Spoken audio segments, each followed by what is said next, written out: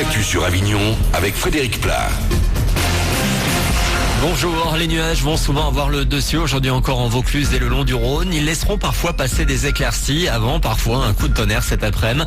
Surtout sur l'est du 84. Au thermomètre, les maxis vont grimper au meilleur de ce 22 avril jusqu'à 20 degrés. C'était la météo sur Énergie Avignon avec Doral Automobile. Zone de fond couverte à Avignon. Vous avez jusqu'au 10 juin pour faire votre déclaration d'impôt en passant par Internet. En Vaucluse, vous êtes 1 sur 10 à avoir choisi de télédéclarer vos revenus. À ce sujet, la Provence publie dans ses colonnes ce matin le revenu moyen des foyers fiscaux du 84 en 2011. Si la moyenne est à 21 933 euros dans notre département, Avignon est en dessous avec moins de 18 500 euros. Cette info pas très pratique pour les automobilistes qui circulent intramuros à Avignon.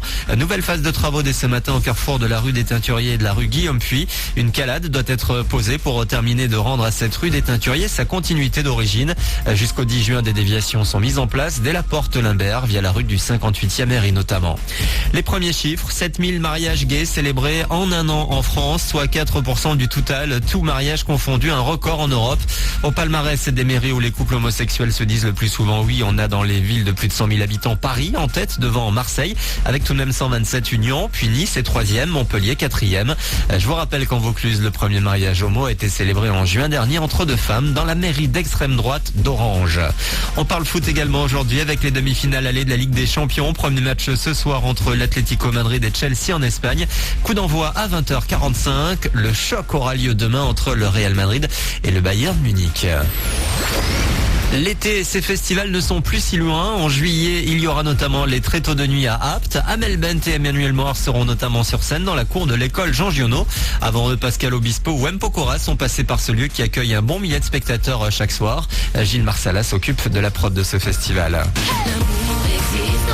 Quand M. Pokora est venu ici, donc l'après-midi je joue au basket dans la cour d'école. C'est des anecdotes qui nous marquent, quoi. On est même Obispo qui joue au foot dans la cour. C'est vrai qu'il y a des images comme ça qui nous marquent et qu'on essaie de garder un petit peu cette authenticité du festival, quoi.